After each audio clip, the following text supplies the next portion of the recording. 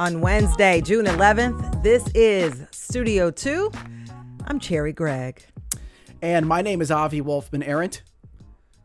Welcome to our house here, Studio 2 at WHYY. The topic of the show today is housing. Is it not, Cherry? It is, because Philadelphia is on the brink of a $2 billion housing overhaul as Philadelphia City Council gears up to approve Mayor Cherelle Parker's Housing Opportunities Made Easy, or HOME plan. She aims to create or preserve 30,000 housing units. The mayor says Philly's housing crisis is real and it's personal for many Philadelphians. We've seen skyrocketing rents. We've seen increased house costs when you want to buy a house, and it's out of reach for many Philadelphians. And so she says housing is her top priority. But the mayor wants to borrow about $800 million in bonds, and it has sparked debate on whether it's a bold move, a reckless move, or both. And so today we're going to talk about it. I guess it could be both, right? Yeah. You can be bold and reckless at the same time, I guess. I think you can, yeah. And so we'll dig into what's being promised, who stands to benefit, who could be left behind, and what cities nationwide could teach the city of Philadelphia. So the question of the day is this: what can the city do to lower housing costs? Is this $800 million bond the best investment for the city? We have a lot of crises, right? Is this the best use of the funds? You can call 888-477-9499. You can email studio2@whyy.org, or you can comment in live chat on YouTube or Facebook if you're watching there. We just got some interesting data today from Pew. They polled Philadelphians, and they found, and we could talk about the larger findings maybe tomorrow, but one of the things they found is that Cherelle Parker has a 63% approval rating, one of the highest they've ever measured, and they've been doing this poll since 2009. So she's got some political capital. Now she's cashing it in on this big play for affordable housing, lowering housing costs in Philadelphia. And of course, everyone wants to know, will it work? I'm very excited to dive in this hour. Yep. Speaking of politics, trio of local news stories coming your way, starting with politics across the bridge in Jersey. The votes are in for New Jersey's primary held yesterday, and the results are about what we expected. In the Republican race for governor, Jack Ciattarelli cruised to his second consecutive primary win, racking up more than 2/3 of the vote. Last time he ran for this same seat in this same primary, he also won, but he got only half of the GOP vote in the last Republican primary. So 2/3 this time, a very strong showing for Ciattarelli. On the Democratic side, it was more competitive. It was a bigger field. 6 people ran, but still, it was not very close. North Jersey Congresswoman Mayor Cherelle emerged victorious. She got 34% of the vote, or at least of what's counted so far. Second place went to Newark Mayor Ras Baraka, who got about 20%, so a pretty big gap there. The big takeaway, it's going to be Ciattarelli versus Mayor Cherelle in November for the top seat in New Jersey. Yeah, and Ciattarelli got really close when he took on Murphy in the last gubernatorial election. So he has the Trump endorsement. And a lot of name recognition. And a lot of name recognition. So Mayor Cherelle has to do some work traveling throughout the state. But I looked at the map, and she had support throughout North Jersey, Central Jersey, South Jersey. So she's known. And like you said, Avi, all of our folks who came on last week, they said they thought she would win, and she did. Yeah, but shout out to the polls, I guess. I guess so. Because they're right. We do give polls a hard time for not being able to determine who's going to win a very close race. And pollsters will tell you these instruments are not the most fine-tuned instruments, talking about polls. But in terms of getting a general sense in like a really crazy divided field like this of who seems to have the path and who doesn't, they're actually pretty good. Yeah. And this is a case of that. I'll also note that it's not just important to focus on who wins in a 6-person race, but also the order below that. Ras Baraka, 20%, a pretty strong showing for the Newark mayor. Those are the progressives, yeah. Steve Sweeney finished last, South Jersey Steve Sweeney, and it's been sort of a steep fall for him ever since he lost his state Senate seat to Ed Durr. And this would suggest that he just does not have a lot of juice in state races moving forward. So again, the order still matters when you're looking at the future, but Mayor Cherelle, the clear victor yesterday among the Dems. Yes. And so moving on to our second story in the trio, of local news stories. Philadelphia protests against ICE on Tuesday resulted in 2 police officers suffering minor injuries, 15 people arrested, and 2 protesters suffering injuries. All of this stemmed from an emergency action protest that began around 4:00 p.m. on Tuesday outside of the Federal Detention Center. About 50 people showed up near 7th and Arch following rumors of multiple arrests being made by ICE. These were just rumors. At some point, that group grew to be about 150 demonstrators, and then they started marching to ICE offices near 8th and Cherry, disrupting traffic. And Inquirer video from the Center City protest shows that things kind of escalated during a confrontation between police and a masked man. And on the video, you can see a police officer holding the man down with his knee, and things sort of, in an attempt to handcuff this man. There's other video that shows 3 officers trying to pull another protester down to the ground to arrest them. And one of the officers used a baton to hit the protester in their legs. And police say they issued orders to disperse, but things sort of escalated from there. PPD says one of their vehicles was also vandalized. And all of this, of course, comes as tensions escalate between the Trump administration and protesters in Los Angeles over ICE raids there. And there's been these solidarity protests. Currently, California has sued the Trump administration, saying the deployment of, National Guard troops to Los Angeles is an overreach of presidential authority and unconstitutional. And there's going to be more protests this weekend, obviously. Yeah, we're all keeping an eye on that. June 14th, those No Kings protests happening all across the country, but a big one, really the central one, happening here in Philadelphia.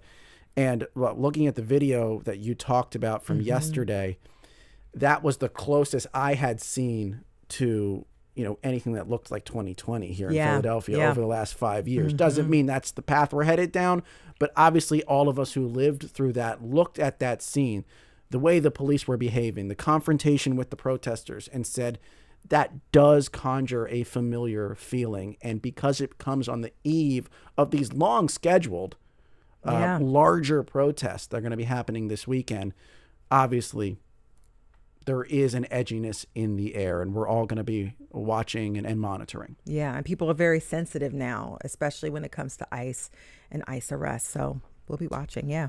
Third story. Shifting now to the third story.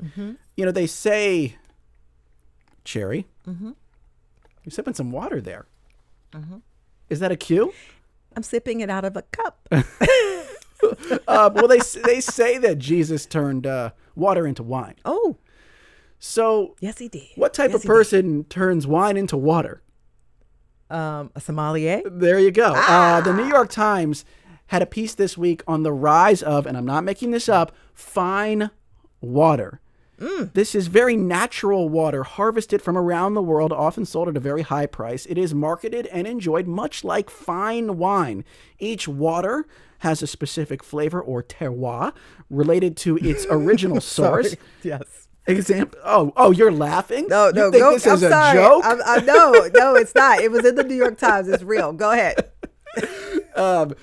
Examples of fine water include melted snow filtered through Peruvian volcanic rock. Sounds refreshing. And water harvested from nets hung in a Tasmanian pine forest.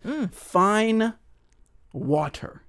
It's a trend. It is emerging. You got to roll those R's at the end of that. Go ahead. Why are we rolling our R's? I don't know. It just sounds like you fancy? should do so. You got to make it fancier. Got it. All right. So, of course, I had to ask you, Cherry, what would be your fine water product harvested from the lush and wondrous Delaware Valley?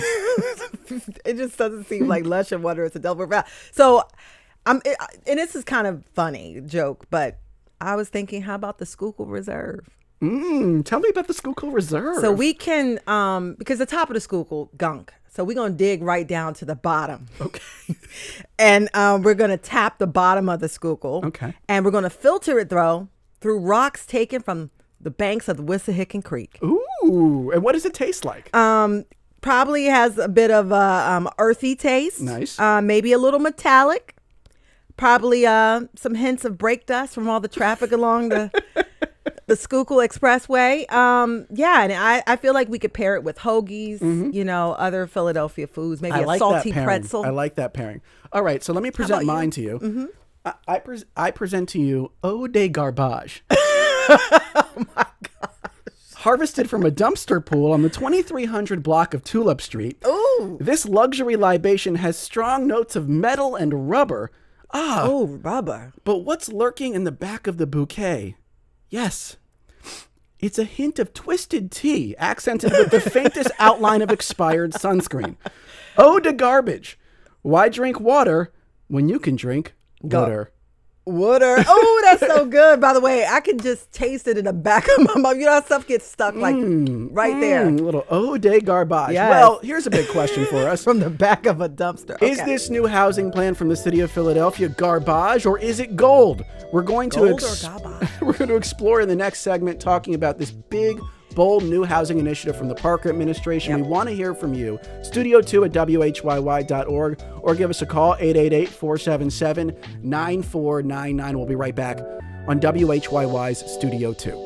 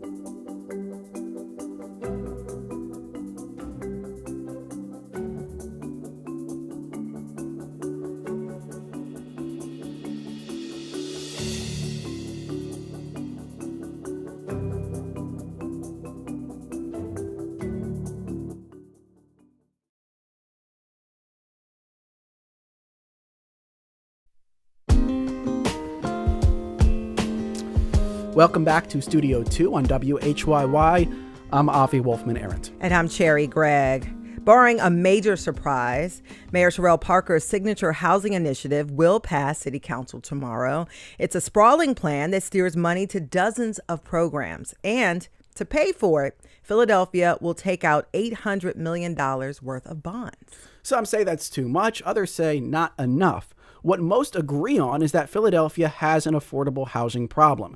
Today, we'll talk about how the city plans to fix that problem and how that plan compares to approaches in other cities.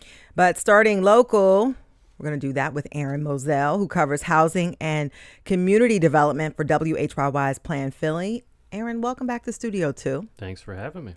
And on Zoom, we have Rue Landau, City Council Member at Large, a former housing lawyer and Vice Chair of the Philadelphia City Council Housing Committee. Councilmember Landau, welcome to Studio 2. Thank you so much for having me. It's great to have you here, and it's great to have our listeners with us. We have a couple questions for you this hour.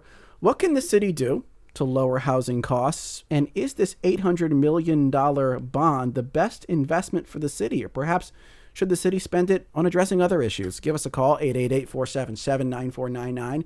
You can email studio2 at WHYY.org. If you're on YouTube or Facebook, leave a comment right there in the chat.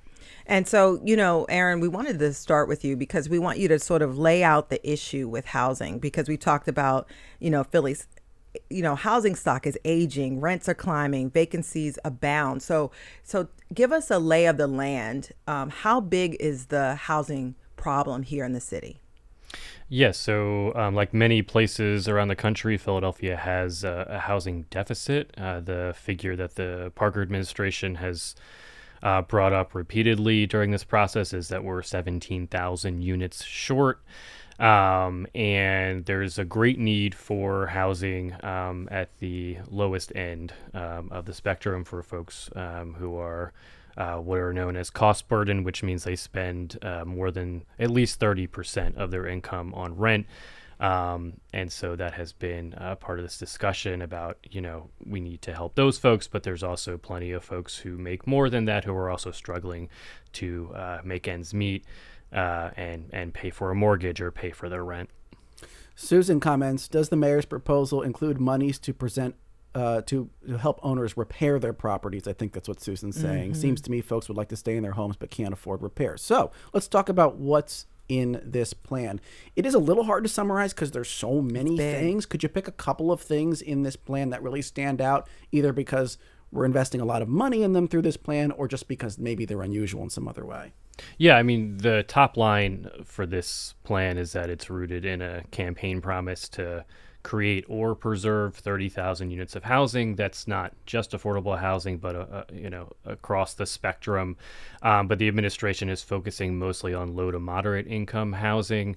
PHA, the Philadelphia Housing Authority, has its own separate plan for revamping its portfolio, and that's for sort of the lowest, for folks who need the most help to cover rent. And then it has been said in the past that the private market is sort of handling the market rate end of this thing. To answer your question more directly, so there are programs, yes, for housing preservation, for a sort of free home repairs. There's a very popular program known as the Basic Systems Repair Program that helps folks who can't afford to make needed repairs to their properties. But there's also a whole host of programs that provide rental assistance and programs designed to prevent homelessness and programs to remove blight. So there's just a wide range here. It's all about both building homes, keeping people in homes that they want to stay in, and also helping people cover their mortgage, cover their rent. Yeah, I want to bring Councilmember Rue Landau into the conversation. Councilmember Landau, you're vice chair of the Philadelphia City Council Housing Committee. You support the plan. You've issued a statement about this. So tell me why you threw your support behind it. So I think we're at this pivotal moment in Philadelphia. Aaron really just outlined the stats so perfectly. We've got a crisis here in Philly. We've got an affordable housing crisis here in Philly, and we're at this moment where we can have this transformational shift. $800 million invested in mostly affordable housing. We can funnel as a lot of this to the places where we need it most. In Philadelphia, we have a problem that people's wages have not kept up with the cost of rent or buying a house or even staying in their house. So you've got 50% of renters and one third of renters and 16% of homeowners who are paying more than 50% of their income in rent. It's just unaffordable. And the array of programs that we have in Philadelphia and the expansion of these programs are really just going to help out and really just give people what they need, which is, it could be, we talked about repairing their home to stay in their home, right? When you've got a leak that's coming from your roof through your bedroom down to your kitchen, it is very difficult to make your decisions. You're going to work, you're distracted. You have to decide whether also to pay for school supplies, maybe to pay for medicine or to fix the leak. Let's just help that family fix the leak and have them go on with their lives and take care of all the rest of their business. Now, not everyone on council was gung-ho about this plan. Let me play this clip from Councilmember Isaiah Thomas, who says there are other priorities the city fails to address with the same financial dedication. Here is a clip of him during last week's Finance Committee hearing. This is Isaiah Thomas. There's an education crisis in the city of Philadelphia as well. You all used that and talked about it a little bit earlier. There's a poverty crisis in the city of Philadelphia as well. I just looked at Councilmember Young. He talks all the time about the fact that there's a gun violence crisis in the city of Philadelphia as well. I'm sure someone else will talk about a SEPTA crisis and so many other crises that exist in the city of Philadelphia. I don't see us pouring $1 billion into those crises. So since we're pouring $1 billion into this particular crisis, that's what you're proposing, you're going to see a certain level of scrutiny because there's a lot of us who, on a consistent basis, hear from constituents who talk about a lot of other things that's not just housing. So, Councilmember Landau, let me cue you up now. Why this investment in housing as opposed to other major issues? And if you were mayor, is this where you would have steered the ship? Well, let's start with yes. This was a goal and a passion of the mayor. So this is to start with. This is her initiative, but there I was very quickly to get behind it along with Councilmember Gaudier, who's the chair of the Housing Committee, to do the $800 million. Councilmember Thomas is not wrong. We have many crises in the city of Philadelphia and many, many, many challenges. But from my experience, both as a housing lawyer at a legal aid organization, as well as running the city's Fair Housing Commission, housing creates the stability that can affect so many other parts of your life. And when we tackle this part, and when we take care of this, I'm really hoping that trickles through to take care of so many of the other issues in the city. We know every couple of years there's a study that comes out that talks about how neighborhood violence will reduce when we take care of our housing and our blocks, right? You get rid of blight, get rid of abandoned cars, do the curb appeal. The violence in a neighborhood, based on study after study, goes down from 13 to 30% at that point. It is quite probable that taking the gamble on this investment will actually trickle out and affect so many of these other issues. And also, just to keep in mind, the way that this funding is being passed is that the council is going to have tremendous oversight over how this money is spent. So the mayor's office will have to come to us every quarter and also annually to show us how they're spending the money and what they propose to spend the money on. And we get to weigh in and make it more of a collective effort. Quick follow up to you, Rue Landau, is, there's a lot of precariousness right now with the Trump administration, threatening federal funding cuts to cities like Philadelphia. Are there any concerns? Because this proposal, right, or the bill that will likely be voted on tomorrow, talks about this $800 million up front.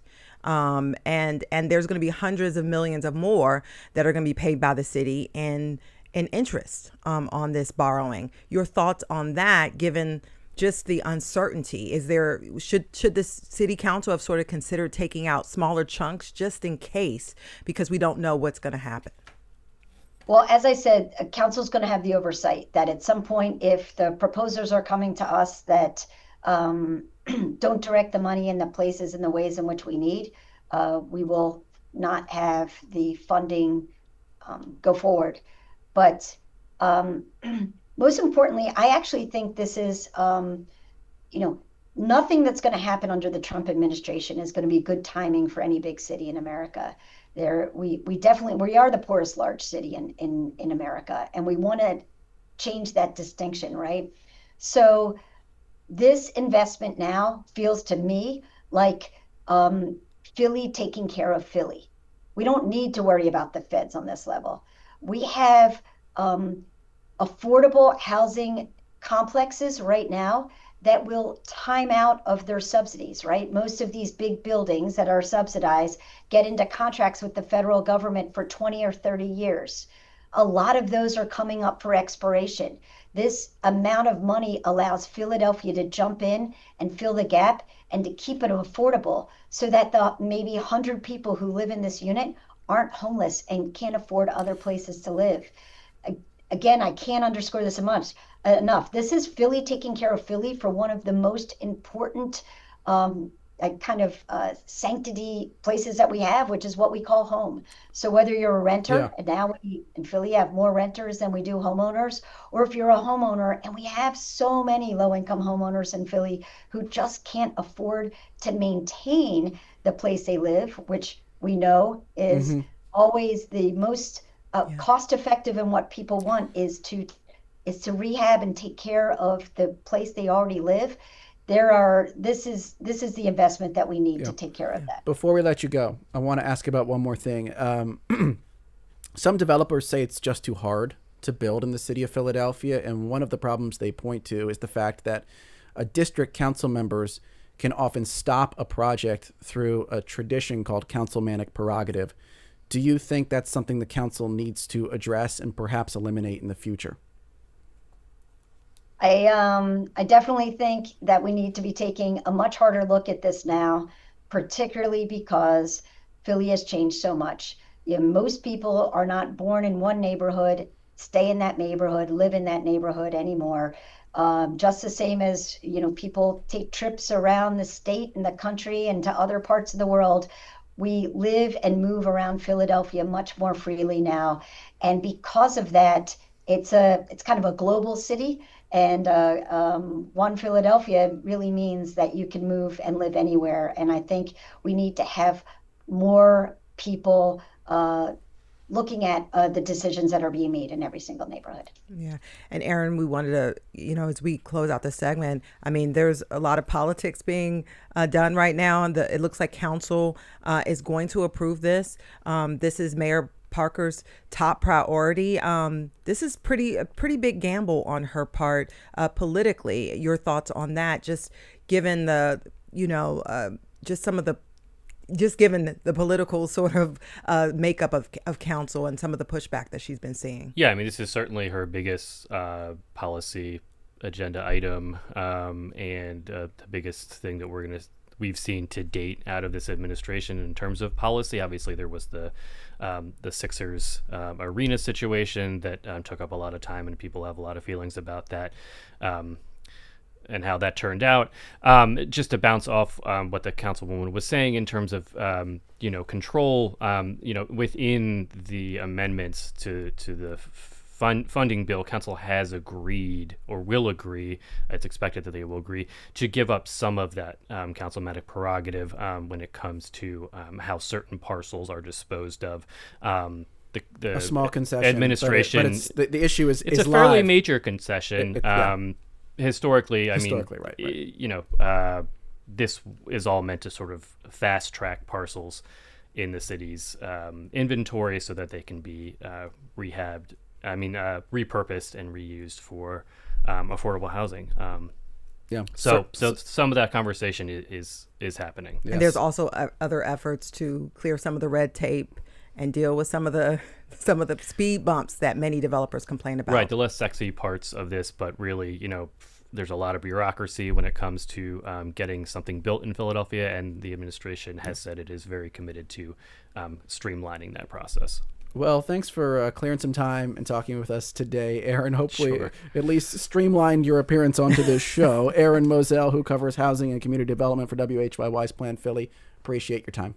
You got it. And same to you, Rue Landau, Vice Chair of the Philadelphia City Council Housing Committee and a former housing lawyer. Councilmember Landau, thanks for the time on Studio 2. Thank you so much for having me. And so coming up next, we'll be talking about what Philadelphia can learn from cities across the country who are also dealing with affordable housing issues. Yeah, we're going to broaden the conversation on the other side of this break, bring in an expert, Vincent Reyna. Very excited and interested to hear his perspective. Of course, we want to hear yours as well.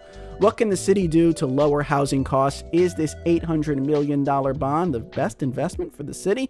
Give us a call, 888-477-9499.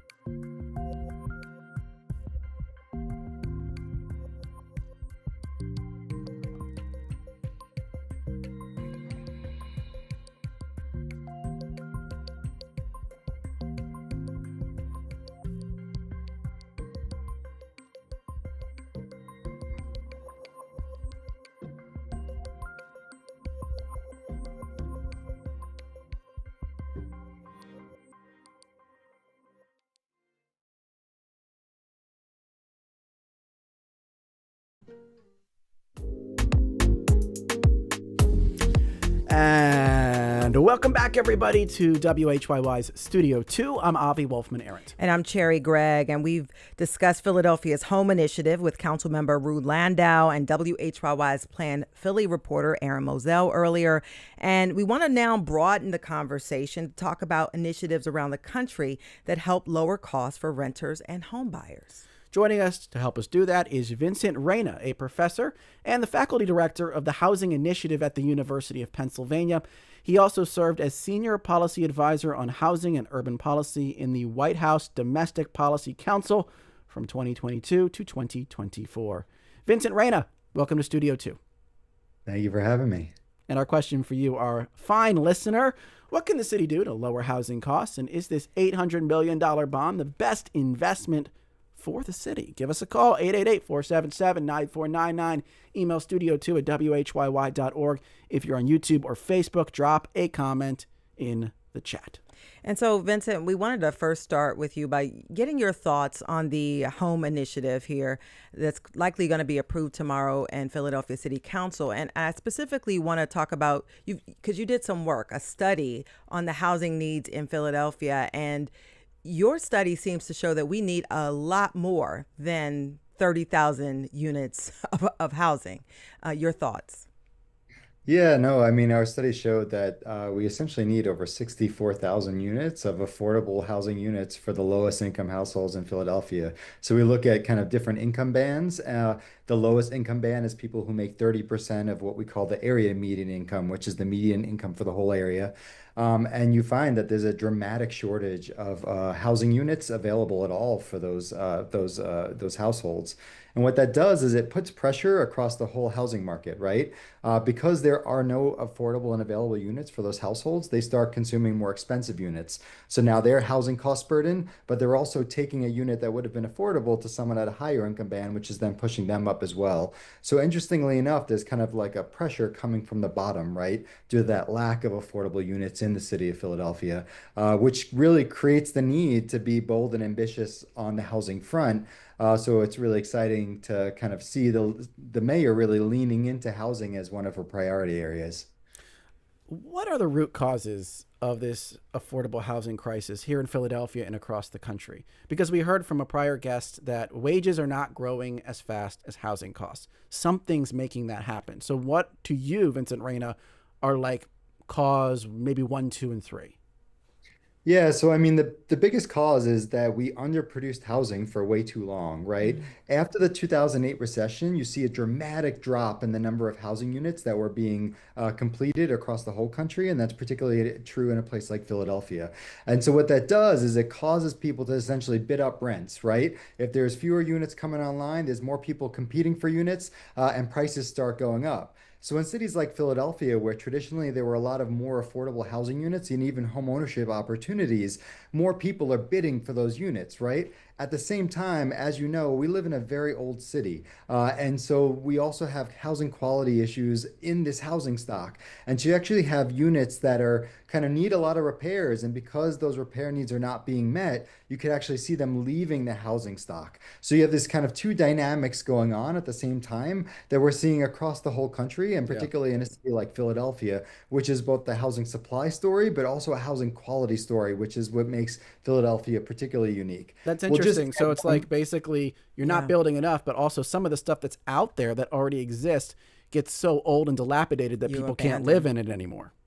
That's exactly right. To the point that our study actually showed that even if you gave all the poorest households in Philadelphia enough income to move them up to the next income band, there still actually wouldn't be enough affordable housing units for those folks, right? So the wage story is real, but there's actually a fundamental housing supply story that even if we address wages, still would lead to dramatic housing affordability challenges in the city of Philadelphia. And this, goes to, a question of what have we learned and what could we learn from other cities? I mean, because some have said that, buying housing, like some of this old, more abandoned properties that need major repairs is actually cheaper if you rehab them than building new housing. Your thoughts and what you've learned from across the country. Yeah, and this came up in the prior conversation as well, right? The idea of just making it easier to build is so important, and we've seen a bunch of cities around the country really make inroads on that front, right? So Minneapolis and their 2040 plan, Austin, Texas, made multiple strides to make it easier and reduce the regulations around building that essentially drive up price, increase time, do all of those kinds of things. And you're already actually seeing impacts on their housing market where you're seeing actually rents decrease in areas where there's still actually a lot of demand, right? And we've seen some signs of Philadelphia doing that already, right? So Councilwoman Gaudier actually just passed one of her kind of signature legislations just passed, which was actually kind of streamlining the process around bringing affordable housing developments online, right? So the idea of actually leaning into the fact that process is important and can both block buildings from being built, but also make it more expensive because it takes more time, is actually a really important reality to address head on. And a lot of places are really making strides there. In Los Angeles, they found a dramatic kind of impact of regulation relief they created around transit-oriented developments, right? So they made it easier to build around train stations in LA, and research has showed that actually had a huge impact on driving down costs and actually contributing to the number of units that are actually being built by transit in LA. Let me bring in a caller now. This is Iban from Pineland National Reserve. Iban, you're on Studio 2. What's your question or comment? Hi, can you hear me? Yep, you're on the show. Okay. Yes. So the elephant in the room, to my mind, is that we used to have a strong middle class and a stronger working class that had enough coins in the pocket to build houses of their own. But all the money has shot up the pyramid to the billionaires, to the millionaires, to the private equity companies that buy up lots of houses and then raise prices. So every major problem we've had, whether it's inflation or the cost of food or the cost of housing, is due to this elephant in the room, and we need to address it. I also want to point out that the water in the Pinelands is delicious, Nice. and we're sitting on top of an aquifer. All right, you'll send me your God's pitch for own that water. Pinelands water. But Iban brings up an important point because I hear this all the time. Mm-hmm. There is a theory of this problem that goes more or less that private equity or sort of otherwise predatory actors in this space are buying up property, raising rents, maybe sitting on property that could be rented out to people. I'm not so sure about the idea of people building their own houses. I would imagine you have to go back many, many decades to find people literally building their own houses. But that second point about private equity, could you address that, Vincent Reyna? Is that a big, Yeah, so piece of the puzzle? the reality in a city like Philadelphia that has been disinvested in for quite some time, that there's a balance of trying to bring in investment, but also the correct investment that actually benefits local residents, increases the housing supply and affordability, and all those kinds of things. And the reality is there is investor activity that goes on in Philadelphia, much like other cities. But that investor activity represents some real market failures that exist that in many ways, the housing plan in Philadelphia hopefully will address, right? The idea that small landlords often have a hard time accessing financing to actually invest in their properties. Nonprofits who are mission driven have a hard time actually accessing the financing to acquire those properties, right? And across the country, we've seen a bunch of places kind of dabble with programs to try to meet this gap and actually create a more competitive market. Again, the idea here, right, is that we want to have investment, but we don't want to have an advantage going towards kind of profit-seeking firms who can kind of extract the fact that they have resources and other folks don't, and by doing that, charge higher prices, right? That's when it's fundamentally a problem. And so in the city of Philadelphia, actually, they created some the Rental Improvement Fund, which actually is kind of a loan program for small landlords in Philadelphia to help them repair their homes and their properties and actually maintain them in the housing stock and maintain their homeownership. Programs like that are really important, right? Because we can't just say investors are bad, right? What we have to do is acknowledge the kind of market failures that they're responding to and actually create programs and opportunities for those failures to be addressed and for our housing stock to actually grow and be invested in. Yeah, by the way, Gloria comments, Jumpstart Germantown has been doing amazing work in creating affordable housing by rehabbing, mainly in Germantown, but expanding. They actually train individuals who live in communities to become small-time developers, and then they build housing units that they can rent out as small landlords. By the way, if you want to join the conversation, our question of the day is, what can the city do to lower housing costs? Is this $800 million bond the best investment for the city? The number is 888-477-9499. You can also email studio2 at WHYY.org. We're going to bring in another caller. We have Mary from Center City on the line. Mary, you're on Studio 2. What's your question or comment?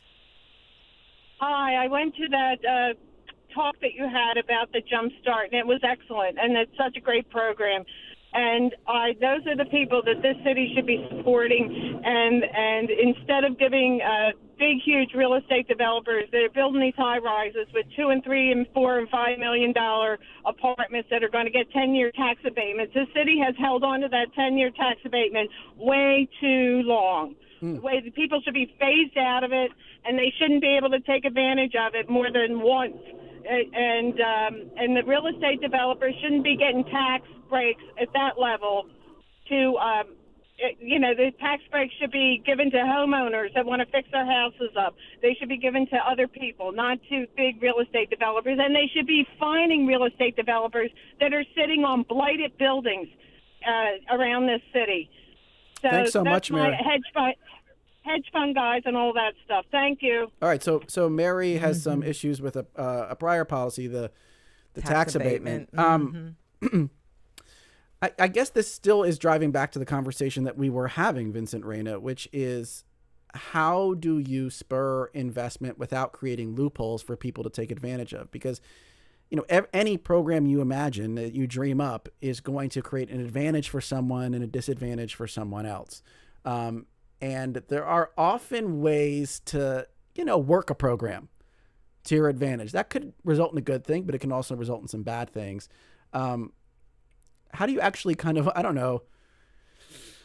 con-proof, essentially, a government program to spur investment in housing?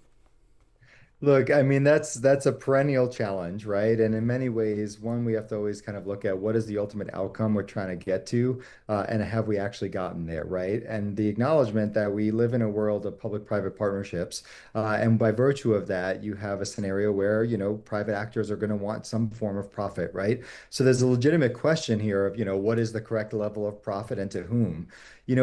Harkening back to a little bit of what was coming up here, though, is this idea of really kind of building the capacity of local organizations to engage in this work. And so in Chicago, there's a great organization called the Chicago Community Loan Fund. In New York, there's the Community Preservation Corporation. These are actually community development financial institutions that do a lot of lending for affordable housing, but they also do a lot of technical assistance and capacity building for organizations to actually engage in this work. And so the reality is, we need to kind of think about how to build up that capacity and kind of support that capacity, so you have folks who are coming in with the kind of long view in mind, thinking about benefits to the community, thinking about benefits to the city, thinking about issues of affordability, and showing real commitment to that, actually be able to in the game, right? So part of this is, creating programs that work well, but also ensuring that there's a lot of folks on the ground who could actually use these programs in the way that we actually intend them to. I guess the last thing I would just say there is policymaking is an ongoing thing, right? Just because a program has an issue doesn't mean the program's a failure. It means that we have to address that issue, right? So acknowledging that a program can be good, and then we could see ways that it has to be better. Markets react to programs, so programs have to evolve. So it's all to say that I think there's a lot of kind of responsive policymaking, actually, that we saw during the pandemic, interestingly, that needs to translate to real time now, which presents a real opportunity as we think of housing plans and priorities in that way of kind of prioritizing the policymaking process and evolution to make sure that we're constantly making programs that work. Yeah, I want to read a couple comments. Joanne says, I'm seeing more and more short-term rentals, Airbnb, encroaching on our neighborhoods, further reducing our housing supply. We need regulation around allowable density of short-term rentals in our city. And Katie says, define affordable housing. She says rent control, subsidies, addressing homelessness. And so this brings me to the next question, which is sort of one of the critiques of this housing plan has been sort of that it's not necessarily going to, I guess one of the critiques is, what is affordable housing, right? That the plan sort of stays around 120%, I guess, of the poverty line. I want you to sort of look at that issue. How do you sort of, as a government entity, make sure that the people at the very bottom have access to housing, when you said that if we provide more housing for at that level, that it'll sort of clear up the logjam?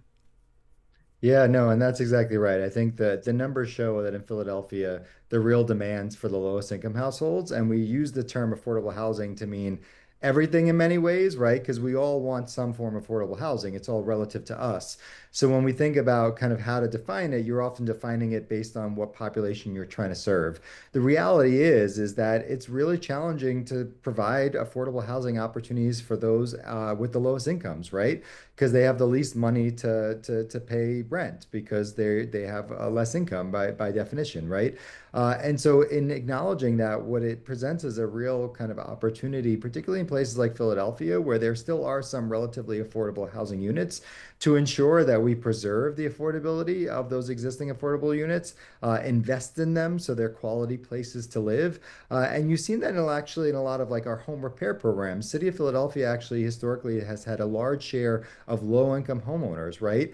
Things like the Basic Systems Repair Program, things like Rebuilding Together, right? These are all kind of programs that are made to invest in low-income homeowners to allow them to maintain their homeownership, but also maintain their asset and access to affordable housing. So all to say is that here, I think you're hitting on one clear, important reality, which is we have to be clear about what we're talking about with affordable housing and who we're actually serving. Serving those with the lowest incomes is a real need in Philadelphia.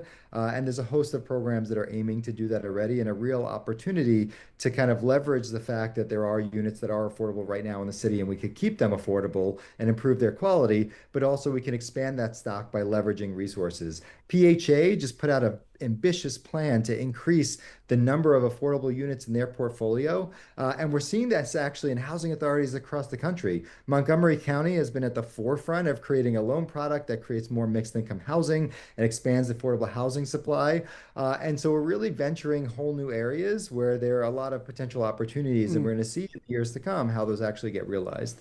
Stephen from Chestnut Hill says the only thing that would help is bring down property taxes. City council is corrupt. We can't trust them with almost $1 billion. Okay, Stephen's got some takes. But let me ask you, Vincent, because there's so many different programs doing so many different things in so many different major American cities. And yet you look city to city, and oftentimes the big picture looks pretty similar, that housing costs are going up way too fast compared to what people make, which suggests to me that there just is an outer limit to what government, especially local government, can reasonably do. Am I right? Like, how much of this can local government, really solve? And what accounts for the parts that they can't solve? Like, what needs to happen to move the rest of that needle?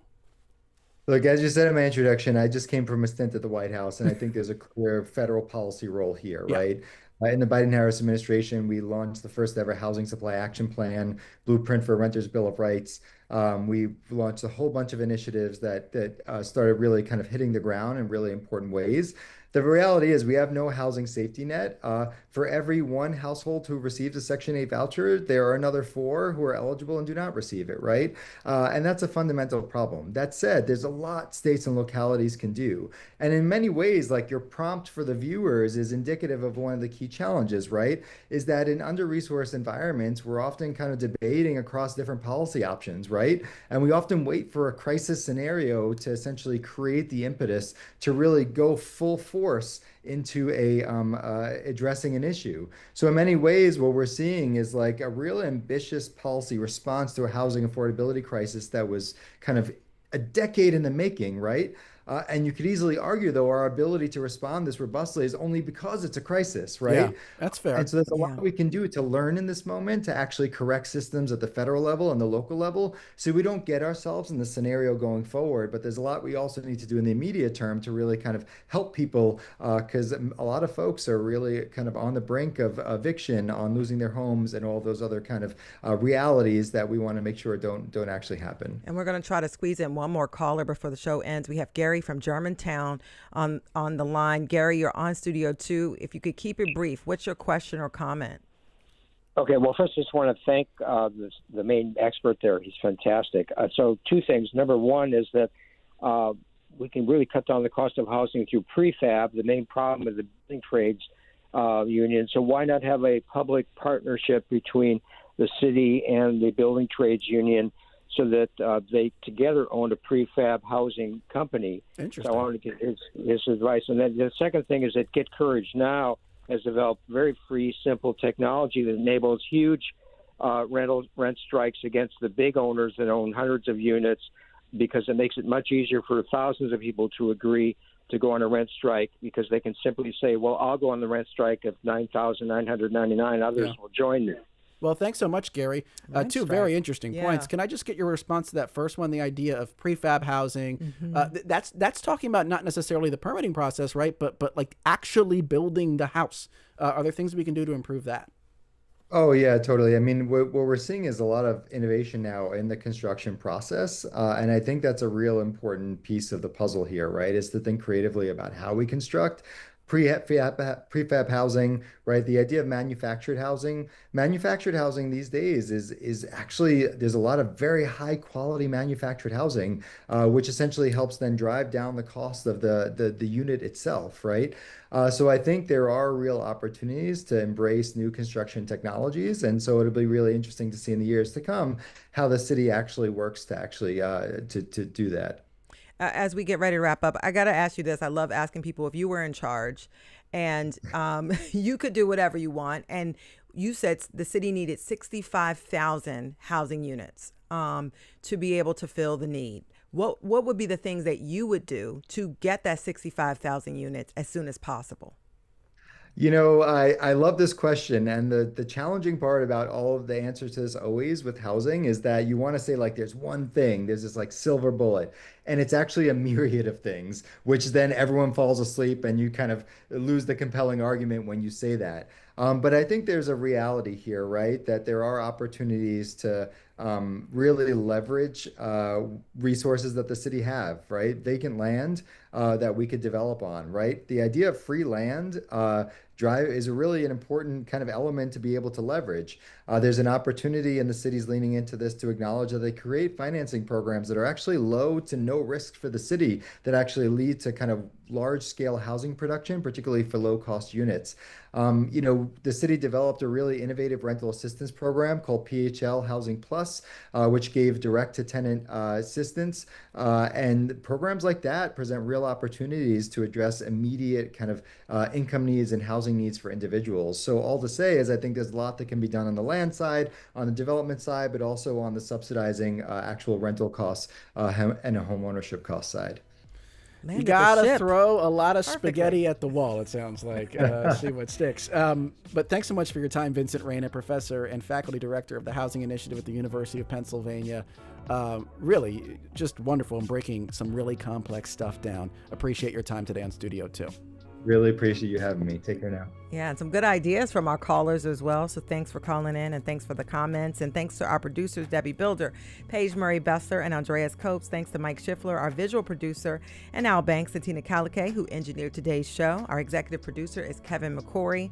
From Studio 2 here at WHYY in Philadelphia, I'm Cherry Gregg. And I'm flowing like water into Thursday's show. I'm Avi Wolfman-Arent. Thanks for joining us. Took a sip of water. That was good time. That wasn't Schuylkill Reserve, though. That was not Schuylkill Reserve. That was Eau de Garbage. We'll talk to you tomorrow on Studio 2.